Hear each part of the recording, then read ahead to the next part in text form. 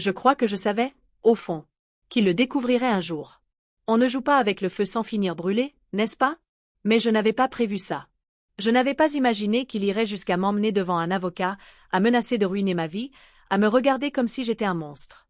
C'est bizarre comme l'amour peut muter, en quelques jours, en haine pure. Je n'étais pas prête à ça. Pas prête du tout. Tout a commencé par un message. Un simple message sur LinkedIn. Un compliment sur mon parcours. Une conversation polie. Rien de dangereux, rien d'explicite. Du moins, c'est ce que je me répétais. J'ai mis des semaines à répondre, puis des jours à lire chaque ligne avec un frisson nouveau. Il s'appelait Marc. Divorcé, 2 enfants. Charismatique. Drôle. Trop à l'écoute. Trop disponible. Il avait cette façon de poser des questions qui me donnait l'impression d'exister à nouveau. Et c'est là que le verre s'est glissé dans la pomme. À la maison, tout était devenu fonctionnel. Mon mari, Jérôme, était un bon père, un mari fiable, prévisible, ancré. Mais il n'y avait plus de regard, plus de gestes tendres, plus de désir.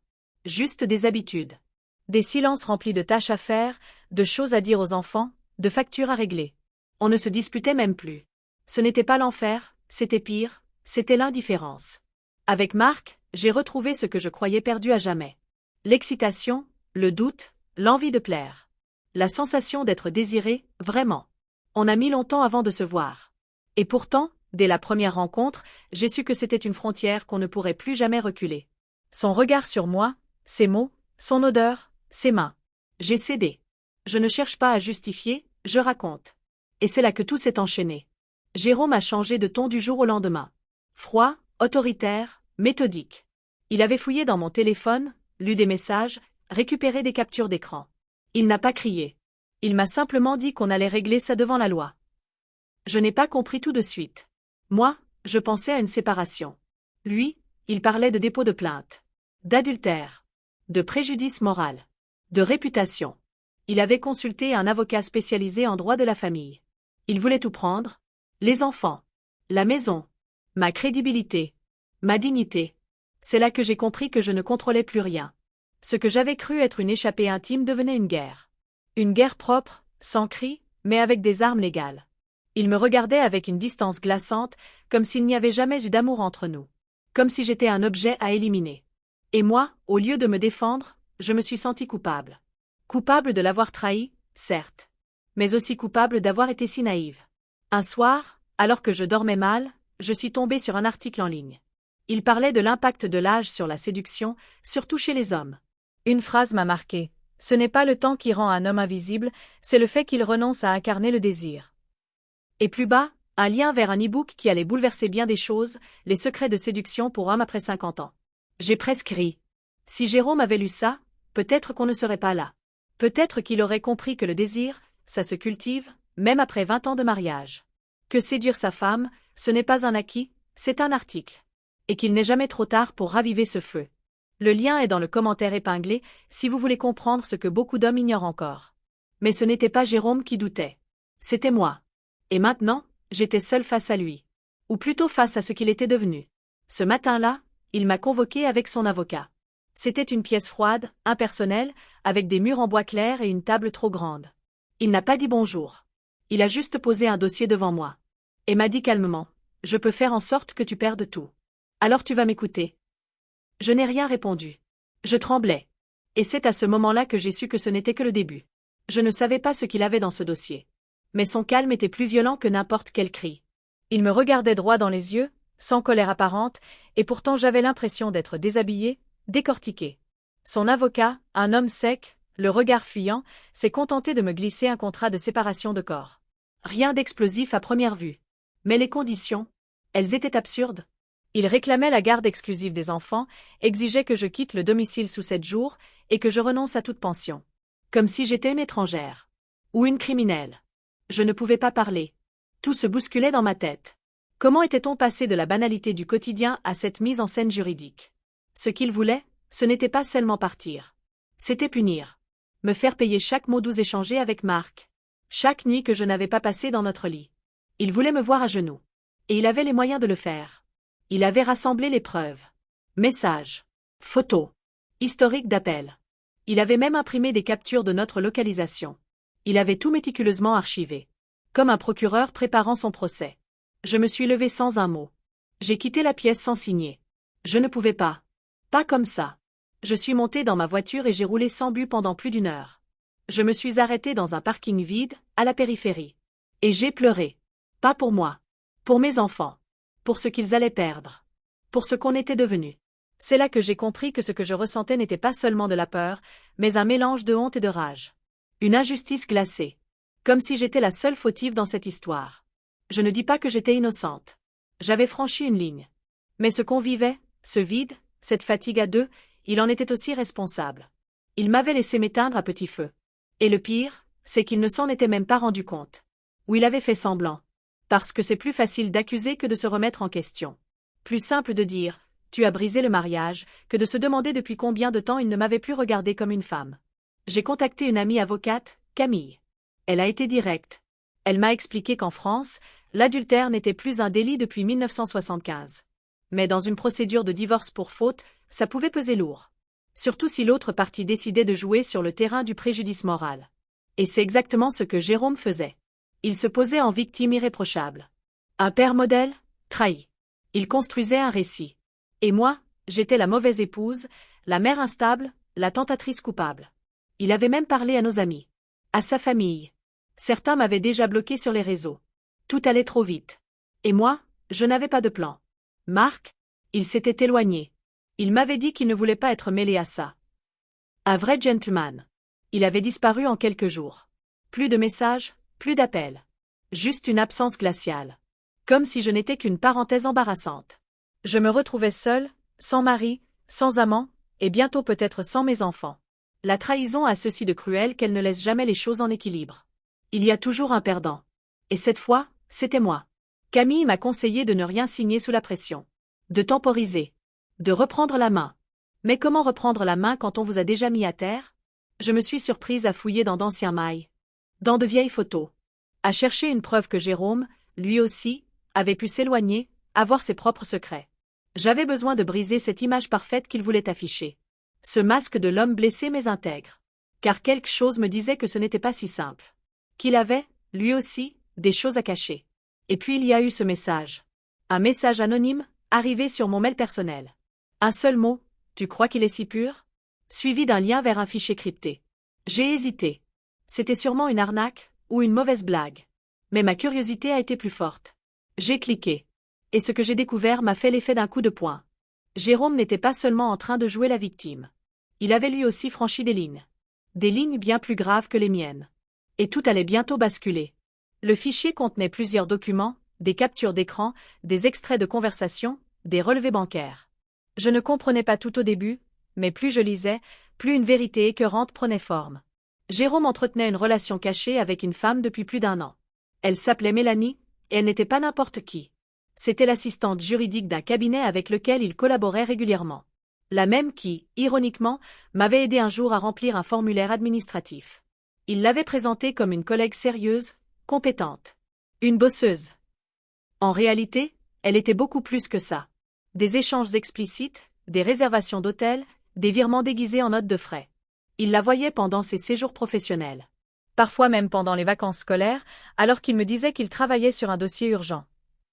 Je me suis rappelé ces soirs où il rentrait tard, épuisé mais souriant. Où je me contentais d'un baiser sur la joue et d'un tu veux que je te fasse réchauffer quelque chose. Et lui, pendant ce temps, partageait un lit avec une autre. Et maintenant il voulait me faire passer pour la seule fautive? J'ai refermé l'ordinateur en tremblant. Ce n'était plus seulement une trahison sentimentale. C'était un piège. Il m'accusait d'avoir détruit notre famille alors que lui-même vivait dans le mensonge depuis bien plus longtemps. Je ne savais pas encore qui m'avait envoyé ce fichier. Peut-être Mélanie elle-même. Peut-être un collègue à qui elle avait tout raconté. Mais peu importait. J'avais désormais une arme. Et je devais décider comment m'en servir. Le lendemain, je suis retournée voir Camille. Je lui ai tout montré. Elle a pris une grande inspiration, les lèvres pincées. Puis elle a relevé la tête, c'est une bombe. S'il décide de continuer sur la voie du divorce pour faute, tu peux lui opposer une faute croisée. Ce ne sera pas toi contre lui, ce sera vous deux exposés. Et crois-moi, ça change tout. Je ne savais pas si je voulais aller jusque-là. Mais j'avais une certitude, je ne pouvais plus me laisser faire. J'ai demandé à Jérôme un rendez-vous, seul à seul. Il a accepté, un peu surpris. Je crois qu'il pensait que j'allais implorer, supplier, négocier. Il m'a reçu dans son bureau, avec ce même regard d'homme blessé et supérieur. J'ai sorti une enveloppe. Elle contenait une partie des preuves. Juste ce qu'il fallait pour le faire douter. Je n'ai rien dit pendant quelques secondes. Je l'ai laissé lire. Observer. Et lentement, j'ai vu son visage se figer, puis pâlir. Il a refermé l'enveloppe sans me regarder. « Tu veux qu'on joue à ça ?» a-t-il murmuré. J'ai haussé les épaules. Non. Mais si tu veux la guerre, ce ne sera pas à sens unique. Il est resté silencieux. Et pour la première fois depuis des semaines, j'ai vu la peur dans ses yeux. Pas celle de perdre la face. Celle de perdre le contrôle. Mais je n'étais pas tranquille pour autant. Car cette guerre silencieuse que nous menions avait un champ de bataille invisible, nos enfants. Ils étaient là, entre nous, sans comprendre, sans savoir. Ils sentaient que quelque chose clochait. Leur père devenait plus distant, plus nerveux.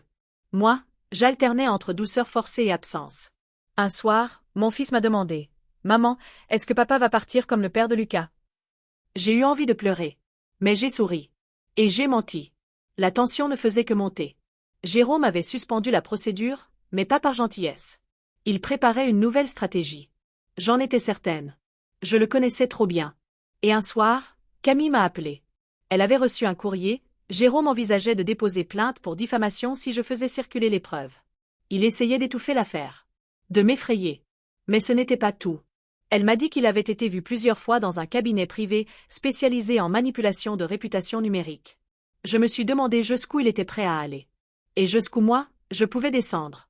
Car même si je tenais bon, une question revenait sans cesse. Est-ce que je méritais ça? Est-ce que j'avais enclenché une machine que je ne pouvais plus arrêter? Et surtout, qui avait intérêt à ce que la vérité éclate vraiment? Car plus je creusais, plus je sentais qu'il y avait encore quelque chose d'autre. Quelque chose de plus profond. De plus sale. Et c'est ce que j'allais découvrir, sans le vouloir, en croisant par hasard le regard de Mélanie, un matin, dans un café du centre-ville. Elle n'a pas détourné les yeux. Au contraire. Elle s'est levée et m'a dit « Je crois qu'on doit parler ». Je ne savais pas si c'était du culot ou du courage, mais elle m'a regardé droit dans les yeux, comme si elle attendait ce moment depuis longtemps. Elle m'a proposé de m'asseoir. J'ai hésité, mon cœur battait à tout rompre. Puis j'ai pris place en face d'elle, les mains moites, l'esprit en vrac.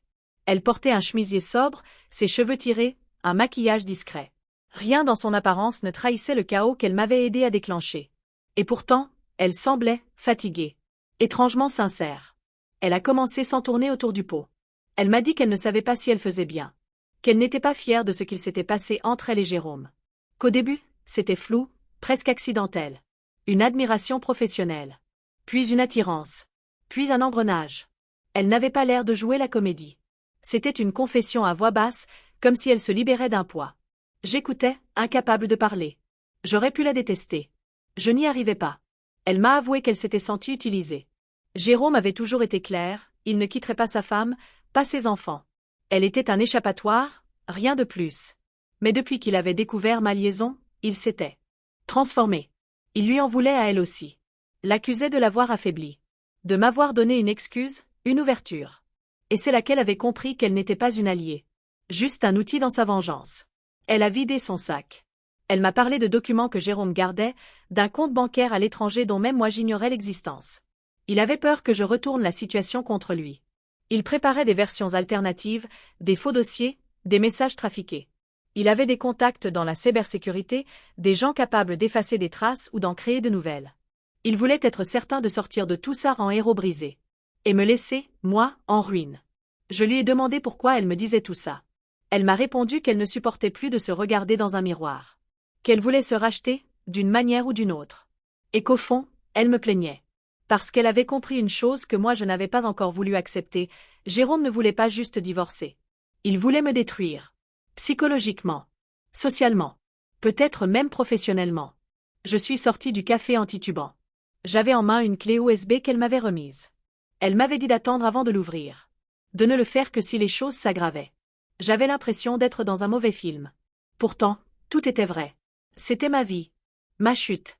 Et peut-être aussi ma chance de reprendre le contrôle. Le soir même, en rentrant, j'ai regardé mes enfants dormir. Le plus jeune avait encore son doudou contre lui. La plus grande, des écouteurs vissés aux oreilles, murée dans son monde. Et moi, j'étais au bord de l'effondrement. Mais quelque chose avait changé. Je ne voulais plus me défendre. Je voulais frapper. Frapper juste. Et fort. Le lendemain, J'ai pris rendez-vous avec une médiatrice familiale. Camille m'avait dit que ça pouvait être un levier. Une manière d'obliger Jérôme à sortir du cadre juridique pur. À parler. À s'exposer. Il a accepté.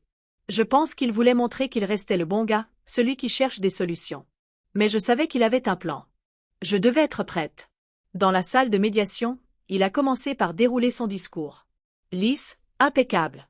Mari trahi, père concerné, homme blessé mais ouvert au dialogue. La médiatrice hochait la tête. Et moi, je me suis tue. Jusqu'à ce qu'il glisse une phrase. Un petit mot de trop. Il a dit qu'il avait tout prévu, qu'il avait sécurisé la situation. J'ai relevé la tête. Et j'ai dit, tu veux vraiment qu'on parle de ce que tu caches à l'étranger? Son visage s'est figé. Et là, j'ai su que je venais de briser quelque chose. Il a perdu pied. Pour la première fois. Il a bafouillé. La médiatrice a levé les yeux, surprise. Moi, je n'ai rien ajouté. J'ai simplement laissé flotter cette menace. Elle suffisait à renverser l'équilibre. Car maintenant, il savait que je savais. Et que je n'avais plus peur de l'affronter. Mais ce n'était pas fini. Car 2 jours plus tard, j'ai reçu une lettre recommandée. Et ce que j'y ai lu m'a glacé. Il m'accusait formellement de manipulation mentale sur nos enfants. Il voulait une expertise psychologique. Il jouait la dernière carte. Celle qui pouvait tout faire basculer. J'ai relu la lettre au moins 10 fois. Il avait osé. Il avait été jusqu'à m'accuser d'aliénation parentale, ce terme flou, terriblement destructeur, qui insinue que j'avais tenté de monter nos enfants contre lui. C'était l'arme parfaite, impossible à prouver, difficile à réfuter, et ravageuse dans un tribunal. Je me suis sentie salie. Humiliée. Pas pour moi, cette fois, mais pour eux. Pour mes enfants. Il les transformait en pièces de dossier, en levier pour me broyer. Camille était furieuse. Elle m'a dit que c'était une stratégie classique chez les conjoints toxiques, ils renversent les rôles. Ils passent de victime à agresseur en détournant l'attention. Jérôme voulait m'enfermer dans une image de mère instable. Une femme en crise, jalouse, dangereuse pour l'équilibre familial. Je me suis vue soudain comme dans un miroir déformant. Chaque geste, chaque mot, pouvait être interprété contre moi. Même une caresse trop insistante, une absence de réaction, un regard fuyant. J'ai repensé à cette clé USB. Je n'avais pas encore osé l'ouvrir. Pas entièrement. Mélanie m'avait dit d'attendre. Mais attendre quoi? Une autre attaque? Une autre salve d'accusations? Je n'avais plus le luxe de la patience. J'ai branché la clé dans mon ordinateur, les mains tremblantes. Et ce que j'ai trouvé m'a sidéré. Enregistrements vocaux. Conversation où Jérôme parlait de jouer la carte des enfants, de fabriquer des moments ambigus. Il parlait avec un homme, son frère sans doute. Il disait que elle craquera avant moi, elle tiendra pas. C'était froid. Calculé. Inhumain. J'ai envoyé un extrait à Camille. Elle m'a rappelé dans l'heure. Sa voix avait changé. Elle parlait vite, posément, avec l'urgence contenue des gens qui savent que le vent vient de tourner. Elle m'a dit que ce type de preuve pouvait tout changer. Que ça montrait l'intention. La préméditation. Mais il fallait être malin. Pas l'attaquer frontalement. Le laisser s'enfoncer. Elle allait organiser une nouvelle audience, plus formelle, cette fois avec juge. Mais avant, je devais affronter mes enfants. Pas pour leur raconter tout. Juste pour sentir où ils en étaient. Leur dire que je les aimais. Que je n'allais pas disparaître. Ce soir-là, je me suis assise dans le canapé, et je les ai appelés. Ils sont venus à contre-cœur. Ils sentaient qu'un truc clochait. Ma fille m'a dit, « Papa dit que t'es fatigué en ce moment, que t'es pas bien. » J'ai souri. Ils préparaient déjà le terrain. J'ai répondu doucement, « C'est vrai. Mais ce n'est pas une maladie. C'est juste, compliqué. Mais je vous aime. Et je ne laisserai personne vous faire croire le contraire. » Ils n'ont rien dit. Mais leurs regards m'ont touché. Ils doutaient. Ils avaient peur. Moi aussi. Mais quelque chose en moi s'est redressé ce soir-là. J'ai compris que je n'étais plus la femme qui fuyait, ni celle qui se cachait. J'étais une mère. Une battante. Et j'allais tenir, quoi qu'il en coûte. Le lendemain, j'ai croisé Jérôme devant l'école. Il n'a rien dit. Il m'a juste lancé un regard. Un de ceux qui vous transpercent, vous réduisent à une menace à neutraliser. Je l'ai soutenu. Longuement. Et j'ai murmuré, on verra qui tombe en premier. Il a cligné des yeux. C'était bref, mais j'ai vu le doute passer. Il savait que quelque chose avait changé. La convocation est arrivée. Le juge souhaitait une audience préliminaire pour évaluer la situation familiale. Un expert psychologue serait désigné. Je savais que c'était risqué. Mais Camille m'a dit qu'il fallait y aller. Que ce juge-là avait une réputation, il détestait les manipulations émotionnelles. Et il allait lire entre les lignes. Mais juste avant l'audience, j'ai reçu un appel privé. Une voix féminine, nerveuse. Elle n'a pas donné son nom. Elle a juste dit Vous ne me connaissez pas, mais j'ai travaillé avec Jérôme. Il vous a menti sur beaucoup plus que vous ne pensez. Il est capable de choses que vous ne soupçonnez même pas. Faites attention. Il vous suit. Puis elle a raccroché. Je suis restée pétrifiée. Il me suivait? Depuis combien de temps? Pourquoi? Et surtout, jusqu'où allait-il aller? Je n'ai presque pas dormi cette nuit-là. J'ai passé des heures à réévaluer chaque détail des semaines précédentes. Chaque trajet, chaque message, chaque regard. Est-ce que j'avais été suivie en voiture? Est-ce qu'il avait accès à mon téléphone? À mes mails? J'ai repensé à ce jour étrange où mon portable chauffait anormalement, où ma batterie se vidait sans raison. Est-ce qu'il avait installé quelque chose? Un logiciel espion? Cette idée me paraissait folle, et pourtant, venant de lui, plus rien ne me semblait improbable. Camille m'a confirmé que c'était possible. Elle m'a conseillé de faire vérifier mon téléphone et mon ordinateur par un expert indépendant. J'ai pris rendez-vous avec un informaticien spécialisé en cybersécurité. Un type discret, qui travaillait dans un petit local au fond d'une cour, entre une boutique de vélo et un cabinet d'ostéopathie. Il a branché mon téléphone à son système, pianoté quelques minutes, puis s'est figé. Il a tourné l'écran vers moi. Il y avait bien un mouchard. Un programme discret, difficile à détecter, installé depuis plus de 2 mois. Il avait accès à mes messages, mes appels, ma position. Jérôme savait tout. Je suis sortie de là en tremblant. Ce n'était plus un divorce. C'était une traque. Il ne voulait pas juste se venger. Il voulait contrôler, dominer, pousser les limites, tester jusqu'où il pouvait aller avant que je m'effondre. J'ai pensé à Mélanie, à son regard presque coupable. Elle avait vu le vrai Jérôme. Trop tard. Comme moi. Je me suis sentie vulnérable, nue. Et en même temps, une colère immense a commencé à bouillir en moi. Une colère froide, structurée. S'il me surveillait, alors il allait voir ce que j'étais capable de faire quand on me pousse à bout. L'audience préliminaire approchait. Camille avait peaufiné le dossier. Elle avait intégré les extraits audio, les relevés prouvant la relation avec Mélanie, et maintenant, les preuves du logiciel espion. Nous avions une stratégie. Mais moi, je voulais plus. Je voulais exposer Jérôme. Pas juste devant un juge. Devant ceux qu'il manipulait. Nos amis. Sa famille. Ceux qui m'avaient tourné le dos sans poser de questions. Il fallait que la lumière soit faite. Complète. Brutale. Et le jour J est arrivé. Je me suis habillée sobrement, sans excès. Pas pour séduire. Pour affirmer. Dans la salle d'audience, Jérôme était là, impeccable, costume sombre, posture rigide. Il m'a à peine regardé. Mais ses mains, elles, trahissaient quelque chose, elles tremblaient légèrement. Il savait. Il sentait que le sol se dérobait. Le juge a écouté, posé, attentif. Quand Camille a parlé de l'espionnage numérique, de la manipulation, des enregistrements, j'ai vu une ombre passer sur son visage. Il a demandé à Jérôme s'il avait un commentaire. Il a tenté de minimiser. De dire qu'il craignait pour les enfants. Le juge l'a coupé. Froidement. Il a ordonné une expertise immédiate sur la garde, avec priorité à la stabilité émotionnelle. Ce qui, dans notre cas, me favorisait clairement. Mais la vraie gifle est venue après, quand le juge a dit « Monsieur, si ces éléments sont confirmés, la procédure pourrait être requalifiée. Ce genre de comportement dépasse le cadre d'un simple divorce. » Et là, pour la première fois, Jérôme a pâli. Réellement. En sortant, il m'a suivi jusqu'au parking. Il m'a attrapé par le bras, doucement, mais fermement. J'ai senti sa colère contenue, sa voix à peine contrôlée. Il m'a dit « Tu veux vraiment qu'on finisse par s'entre-détruire ?» J'ai retiré mon bras. Je lui ai répondu sans hausser la voix « C'est toi qui as commencé. Moi, je me défends. » Et c'est là qu'il a eu ce regard étrange. Un mélange de panique et d'admiration. Comme s'il ne m'avait jamais vraiment vu, jusqu'à aujourd'hui. Mais je ne savais pas encore ce qu'il préparait en coulisses. Ce n'est que 2 jours plus tard, en ouvrant ma boîte mail, que j'ai découvert une lettre anonyme envoyée à mon employeur.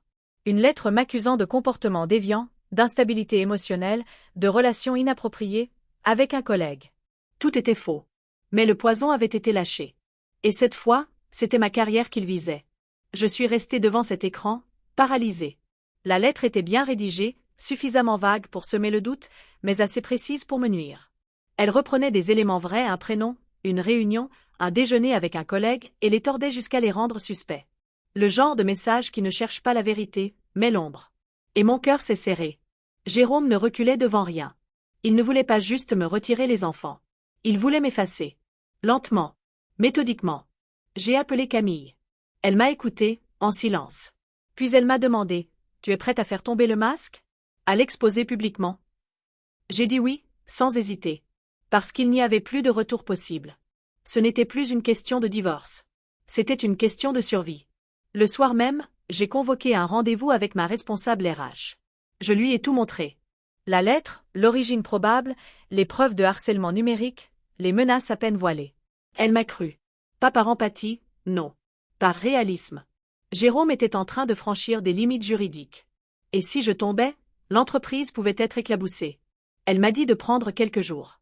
Se mettre en retrait. Protéger mon image. Laisser la direction gérer. Mais ce répit ne suffisait pas.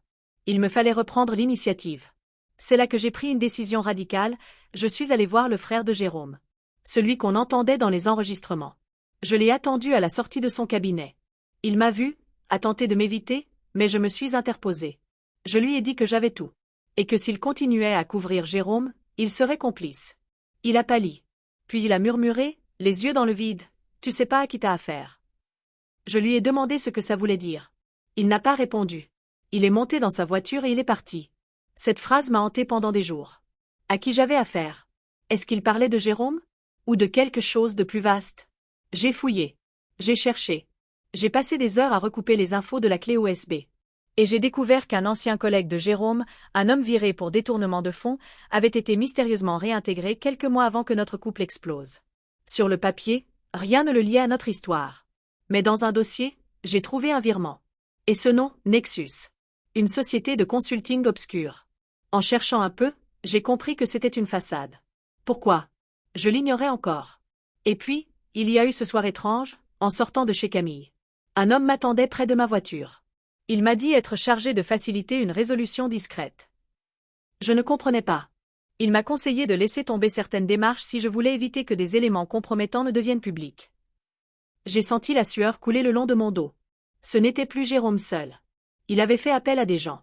Des gens qui savaient comment salir une réputation, fabriquer des preuves, effacer des traces. Je suis rentrée, bouleversée. Et là, un nouveau message m'attendait. De Mélanie. 3 mots, on doit parler. Urgent. Je l'ai retrouvée dans un parking souterrain. Elle tremblait. Elle m'a dit qu'elle avait été convoquée par un homme, lié à cette fameuse société. Qu'on lui avait fait comprendre qu'elle devait se taire. Ou elle perdrait son poste. Et pire, que certaines photos compromettantes d'elle pourraient fuiter. Elle avait peur. Elle regrettait de s'être mêlée de tout ça. Mais elle m'a tendu une deuxième clé USB. C'est tout ce que j'ai. Après ça, je disparais. Et elle est partie en courant. Chez moi, dans le noir, j'ai inséré la clé. Et ce que j'ai vu, n'avait plus rien à voir avec une histoire d'adultère. C'était des relevés de virements douteux. Des simulations fiscales. Des échanges codés entre Jérôme et plusieurs noms anonymes. Une structure complexe, construite pour échapper à tout contrôle. Et là, une question s'est imposée. Et si ce divorce n'était qu'un écran de fumée pour autre chose? J'ai passé la nuit entière à analyser les fichiers. Je n'ai pas fermé l'œil. Mon cerveau tournait à pleine vitesse, incapable de s'arrêter. Plus je plongeais dans ce labyrinthe numérique, plus je découvrais l'ampleur de ce que Jérôme cachait. Il ne s'agissait plus seulement de comptes secrets ou de tromperies sentimentales. C'était une ingénierie de la discrétion, une architecture du mensonge, parfaitement huilée. Il était impliqué dans ce qu'on pourrait appeler un réseau. Peut-être pas criminel au sens classique. Mais un entrelacement d'intérêts opaques, de montages financiers, de noms effacés puis réinscrits. Et cette société, Nexus, apparaissait partout. Je ne savais plus par où commencer. J'avais entre les mains quelque chose de beaucoup plus dangereux que prévu.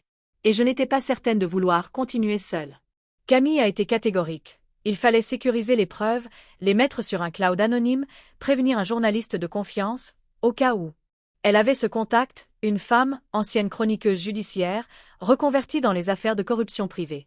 Elle a accepté de me rencontrer. 1 heure. Pas plus. Elle voulait voir ce que j'avais, sentir si je disais vrai. Quand elle a vu les premiers fichiers, elle a blêmi. Et m'a demandé, « Tu sais que ça, si ça sort, ça dépasse largement ton histoire de divorce. » J'ai hoché la tête. Et c'est là que j'ai compris, j'étais entrée dans quelque chose qui me dépassait. Mais pendant que cette machinerie prenait forme dans l'ombre, ma vie quotidienne, elle, continuait à s'effriter. L'école m'avait appelée. Mon fils avait fait une crise de panique en classe. Ma fille s'était enfermée dans un mutisme glaçant. Jérôme n'avait même pas répondu aux messages de l'école. Et moi, je devenais cette mère instable qu'il avait décrite dans sa lettre. Même sans rien faire, j'étais déjà coupable. La culpabilité me rongeait. Et pourtant, je n'avais pas le droit de céder. Une nuit, Alors que je vérifiais une fois de plus les caméras de sécurité que Camille m'avait fait installer chez moi, j'ai vu un mouvement suspect. Un homme. Capuche noire. Il n'est pas entré. Il s'est juste approché, a collé un papier sous mon essuie-glace, puis est reparti. J'ai attendu l'aube pour sortir. C'était une photo. Une photo de moi. Prise de dos. Dans le café avec Mélanie. Au dos, ces mots, il ne te reste plus beaucoup de temps. Mon sang s'est glacé. J'ai voulu prévenir la police. Camille m'a supplié d'attendre. De ne pas faire de faux pas. Parce que si Jérôme était vraiment lié à tout ça, il avait sûrement des appuis. Des contacts. Et un plan pour me discréditer. Il ne fallait pas provoquer trop tôt. Pas tant que tout n'était pas verrouillé. Elle m'a conseillé de disparaître quelques jours. De partir avec les enfants. De me mettre hors d'atteinte. Elle avait un ami à la campagne, dans une vieille maison reculée. J'ai accepté. Nous sommes partis à l'aube. Les enfants pensaient à des vacances improvisées. Je les ai laissés croire. Je n'avais pas d'autre choix. Le trajet m'a semblé irréel. Comme si je fuyais un crime que je n'avais pas commis. Ou pire, comme si j'étais devenu le dernier obstacle entre un homme et sa propre perte. Un homme prêt à tout. Mais avant de quitter la ville, je suis retourné dans mon ancien appartement. Il fallait que je récupère un carnet. Mon journal. Là où j'avais tout noté depuis les premiers soupçons. Ce que je ne savais pas, c'est que quelqu'un m'attendait déjà à l'intérieur. La porte n'avait pas été forcée. Et pourtant, elle était entr'ouverte. J'ai poussé lentement. Dans le salon, il y avait Jérôme. Assis. Souriant. Comme s'il savait que je finirais par revenir. Et il m'a dit, on va enfin pouvoir parler pour de vrai. Il était là, posé dans mon propre salon, comme s'il n'avait jamais quitté les lieux. Aucun stress apparent. Juste ce sourire étrange, froid, presque amusé. Je suis resté figé dans l'encadrement de la porte. Chaque fibre de mon corps me hurlait de fuir, mais j'ai avancé. Lentement. Il ne bougeait pas. Il me regardait comme un chasseur observe une proie qui commence à comprendre qu'elle est prise au piège. Je me suis assise. Face à lui. Un silence dense, oppressant. Puis il a parlé. Sa voix était calme, contrôlée, chaque mot pesé. Il a dit qu'il savait pour Mélanie. Pour les enregistrements. Pour le journaliste. Pour la clé USB. Il savait tout. Il n'avait pas l'air inquiet. Il m'a dit que j'étais brillante. Plus forte qu'il ne l'aurait cru. Il m'a même félicité, d'un ton presque sincère. Puis il a ajouté, « Mais tu crois que ça va suffire? Tu crois que quelqu'un comme moi laisse des traces sans prévoir 10 coups d'avance ?» Je n'ai pas répondu. Je voulais le laisser parler. Laisser son ego faire le travail. Et il a continué. Il m'a expliqué qu'il n'était pas seul. Qu'il faisait partie d'un cercle discret, un réseau d'influence privée. Pas mafieux, pas illégal, pas officiel non plus. Des avocats, des consultants, des gens qui savaient se rendre invisibles. Il m'a dit que j'avais mis le doigt dans une machine que je ne pouvais pas comprendre. Que Nexus n'était qu'un des noms parmi d'autres. Qu'il y avait des ramifications, des protections. Et que même si je parvenais à exposer quelque chose, ce serait moi qu'on regarderait. Parce que j'étais instable, infidèle, hystérique, une mère confuse, une femme qui se venge. Il me connaissait bien. Assez pour savoir où frapper. Mais j'ai joué mon dernier atout. Je lui ai dit que je n'étais plus seule. Que je n'avais rien gardé sur moi. Que les fichiers étaient en ligne, sous protection, et que si quelque chose m'arrivait, tout serait transmis automatiquement. À la presse. À mes avocats. Au juge. Il a haussé les sourcils. Et pour la première fois, j'ai vu une faille. Une microseconde d'hésitation. Puis il s'est levé. A marché jusqu'à la fenêtre. Et a dit, « Tu crois avoir gagné. Mais à la fin, tu perdras tout. Pas parce que tu mens. Parce que personne ne veut entendre la vérité quand elle est dite par une femme qui a trahi la première. » Il s'est tourné vers moi. « C'est là ta vraie punition. Même quand tu as raison, tu restes la coupable idéale. » Et il est parti. Comme ça. Je suis resté seul, hébété, l'air saturé de tension. Ce qu'il venait de dire, c'était plus qu'une menace. C'était une prophétie. Et je savais qu'il allait maintenant jouer sur un autre terrain, celui de l'opinion. De l'image. Du récit. Dans les jours qui ont suivi, les choses ont changé subtilement. J'ai reçu des messages anonymes. Des rumeurs ont commencé à circuler. Des publications douteuses sur les réseaux. Des insinuations. Des allusions à ma santé mentale. À mes prétendus problèmes affectifs. Certains amis ont arrêté de répondre. Des collègues ont pris leur distance. C'était lent, diffus, mais efficace. Camille faisait tout pour garder le cap. Le journaliste continuait son enquête. Mais moi, je sentais que je glissais. Mes enfants me regardaient différemment. La fatigue me rongeait. Et un matin, en me regardant dans le miroir, j'ai eu cette pensée terrible. Et si c'était lui qui avait raison? Et si, à la fin, c'était moi qui allais tout perdre? Mais une voix, au fond de moi, refuser d'abdiquer. Une voix que j'avais entendue chez d'autres femmes. Celles qu'on a accusées, humiliées, mais qui ont tenu bon. Je devais tenir. Pour moi. Pour mes enfants. Pour les autres. Alors j'ai accepté l'invitation de la journaliste à témoigner. Officiellement. À visage découvert. Et ce jour-là, devant la caméra, j'ai raconté tout. Pas seulement le réseau, les montages, les manipulations. J'ai parlé de ce que c'est, vraiment, d'être une femme contente d'éteindre. Une femme qu'on veut faire taire. Parce qu'elle a osé. Parce qu'elle a vu ce qu'elle n'aurait pas dû voir.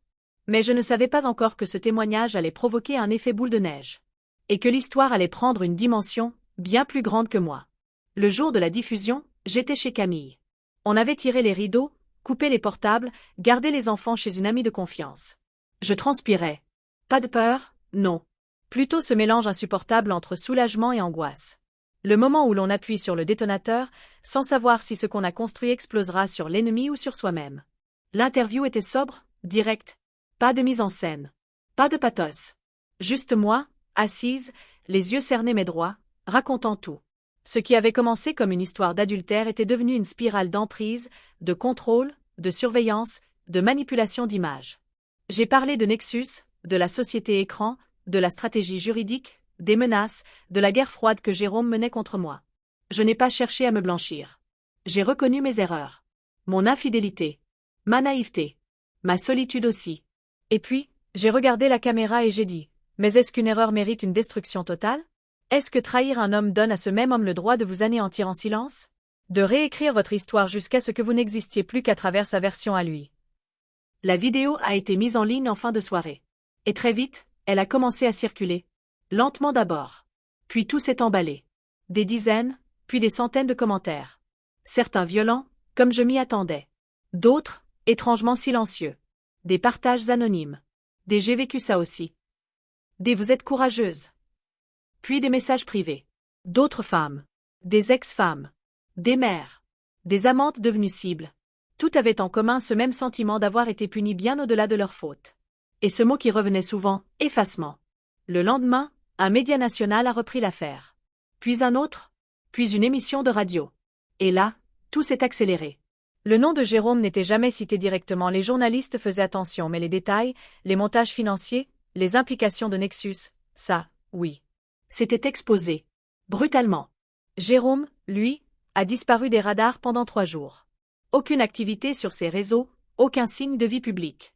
Puis un communiqué de son avocat a été publié, niant en bloc, évoquant un coup monté, une tentative désespérée d'obtenir la garde des enfants par des moyens scandaleux. Mais il était trop tard. Le doute avait changé de camp. Et c'est là qu'un événement que je n'aurais jamais pu prévoir a eu lieu. Une ancienne associée de Jérôme, que je ne connaissais pas, a contacté la journaliste. Elle voulait parler. En échange de l'anonymat, elle a fourni des documents compromettants, des preuves de détournement, d'abus de pouvoir, de pressions exercées sur d'autres collaborateurs. Elle a confirmé que Jérôme faisait bien partie d'un système de neutralisation d'opposants pas politiques, non, mais personnels. Des femmes, des partenaires, des concurrents trop curieux. Il avait des méthodes. Un carnet d'adresses. Et jusqu'ici, ça avait toujours marché. Mais cette fois, non. La justice a été saisie. Un juge d'instruction a ouvert une enquête sur la structure financière de Nexus. Mon nom n'était plus celui d'une femme adultère. Il était devenu celui d'une lanceuse d'alerte. Et malgré moi, j'étais en train de gagner. Mais dans l'intimité, rien n'était simple. Les enfants étaient perdus. Le plus jeune ne comprenait pas ce qui se passait.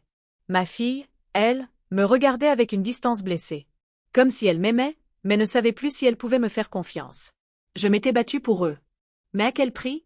Un matin, elle est venue me voir, en silence, et m'a dit « Tu as fait ça pour toi, ou pour nous ?» Et cette question m'a coupée en deux. Car je n'avais plus de réponse claire. Et pendant que les médias s'excitaient, que Jérôme commençait à vaciller publiquement, que Camille me disait qu'on était proche du bout, moi, je ne dormais plus. Je faisais des rêves étranges, dans lesquels je n'étais ni coupable, ni victime. Juste, absente. Comme si ma vie m'avait échappé. Et c'est là, dans ce moment de flottement, que j'ai reçu une lettre manuscrite. Pas signée. Juste ces mots, tout ça a commencé avec une trahison. Mais tu ignores encore tout de celle que lui t'a cachée. Ce n'est pas fini.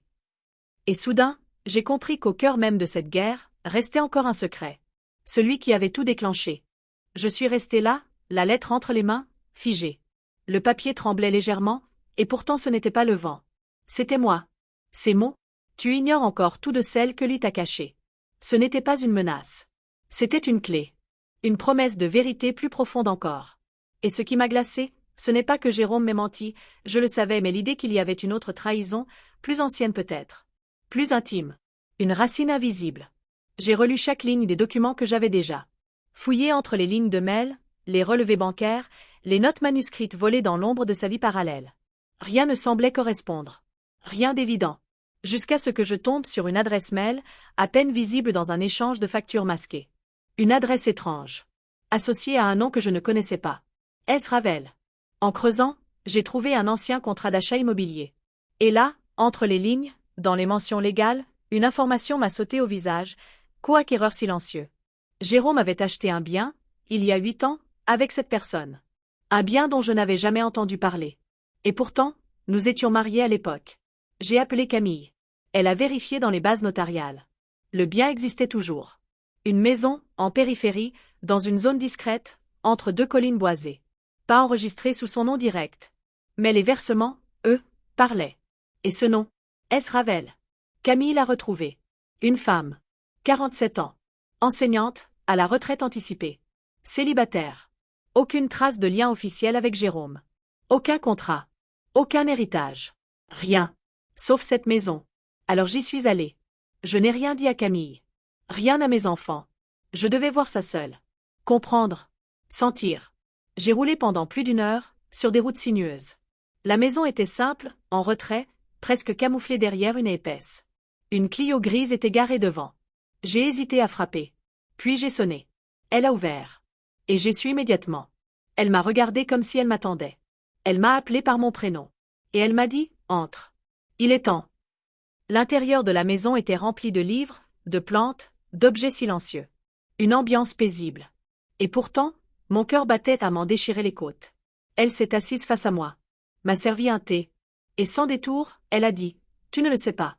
Mais pendant 2 ans, j'ai été sa compagne. Avant vous. Avant votre mariage. Je n'ai pas compris tout de suite. Elle a poursuivi. Quand il t'a rencontré, on vivait encore ici. Il m'a dit qu'il n'était pas prêt à s'engager. Qu'il voulait du temps. Puis il a disparu. Je tremblais. Mon cerveau refusait d'accepter. Elle m'a tendu une photo. Lui, plus jeune. Elle, souriante. Et entre eux, un petit garçon. J'ai senti le sol s'ouvrir. Elle m'a dit, il n'a jamais voulu reconnaître notre fils. Il m'a donné cette maison en échange de mon silence. Et chaque mois, il paye. Pour que je disparaisse. Tu crois avoir été trahi récemment? Moi, je l'ai été avant même que tu entres dans sa vie. Et puis, elle a lâché ce dernier mot, celui qui m'a brisé. Ton aînée. Ta fille. Elle ne porte pas son sang. J'ai eu l'impression de suffoquer. De me lever sans pouvoir bouger. Elle a dit qu'elle ne voulait pas me blesser. Qu'elle avait mis du temps à me retrouver. Qu'elle avait vu mon interview. Et compris que le moment était venu. Je suis partie sans dire un mot. Sur le chemin du retour, je n'arrivais plus à penser. Juste ces mots qui tournaient en boucle, tu ne sais pas tout. Et soudain, une pensée terrible m'a traversée. Et si, depuis le début, tout ça n'était pas une vengeance contre une femme infidèle, mais contre une femme qui avait cru trop longtemps à un mensonge fondamental? Je n'ai parlé à personne pendant 3 jours. Pas à Camille, pas à mes enfants, pas même à moi-même. Je me suis enfermée dans cette maison de campagne, où tout semblait paisible, comme une ironie cruelle face à la tempête qui grondait dans ma tête. Je ne savais plus comment respirer. Plus comment regarder mes enfants sans sentir ce vertige. Cette faille immense sous mes pieds. Elle ne porte pas son sang. Comment est-ce possible? Comment avais-je pu vivre toutes ces années sans percevoir que ma vie entière reposait sur un mensonge plus ancien que mon propre adultère? J'ai revu toutes les scènes de notre histoire à l'envers. Notre rencontre, ses silences, ses départs précipités, ses absences qu'alors je trouvais charmantes.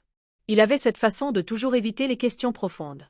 Cette manie de détourner les conversations dès qu'elles devenaient trop vraies. Et moi, je croyais au mystère. À la pudeur des hommes marqués. Je l'avais idéalisé. Je l'avais nourri, aimé, suivi, et lui, tout ce temps, portait un secret comme un couteau caché sous l'oreiller. J'ai fini par appeler Camille. Je lui ai tout dit. Elle a mis du temps à réagir, puis m'a demandé si j'étais prête à faire un test ADN. Pas pour les enfants. Pour moi. Pour savoir. Elle connaissait un laboratoire discret. J'ai accepté. J'avais besoin d'une vérité claire. D'une certitude. En attendant les résultats, je suis rentrée.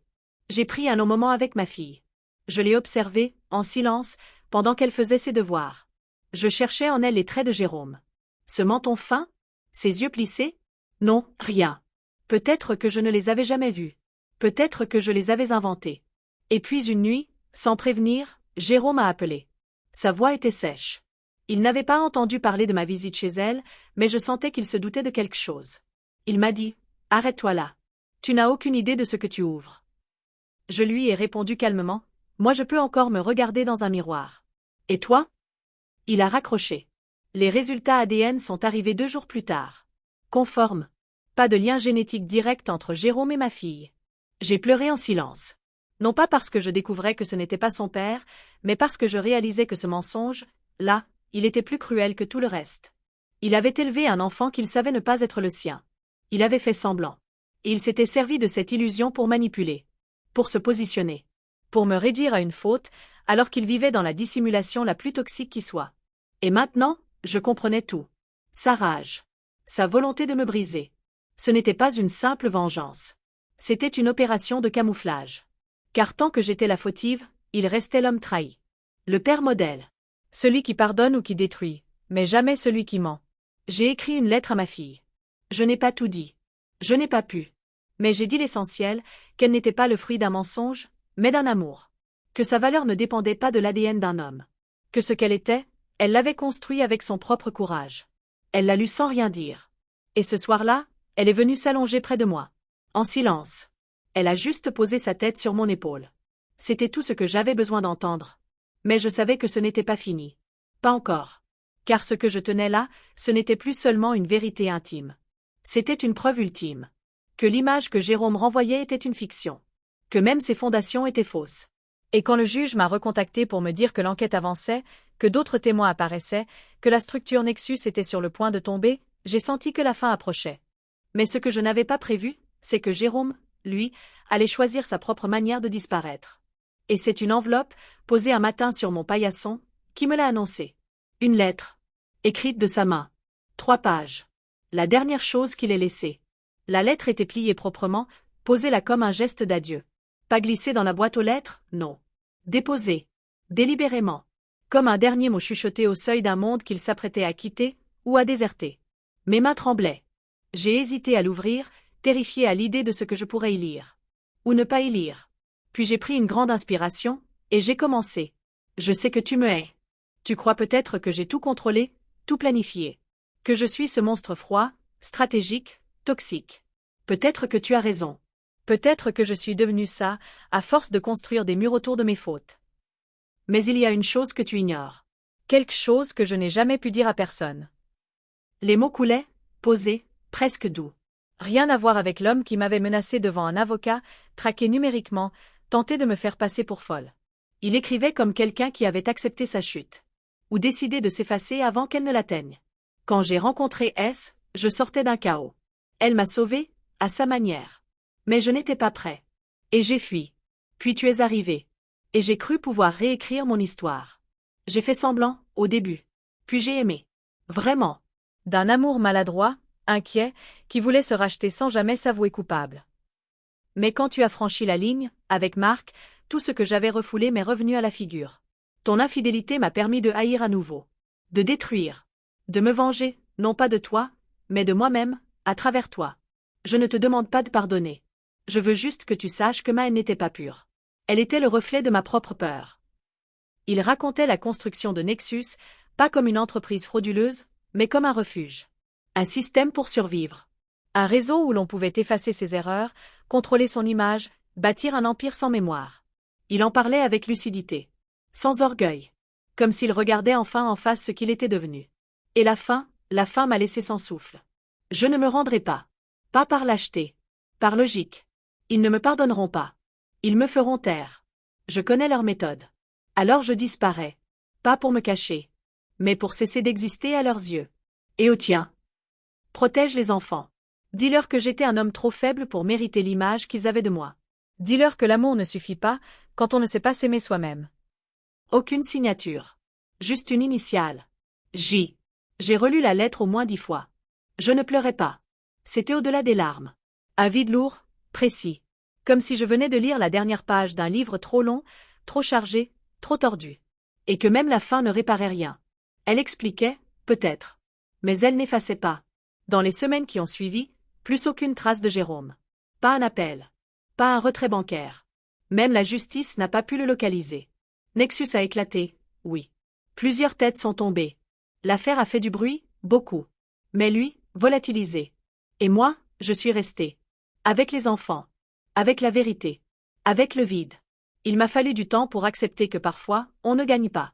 Pas vraiment. On survit. On apprend à vivre avec ce qu'on sait. Avec ce qu'on a vu.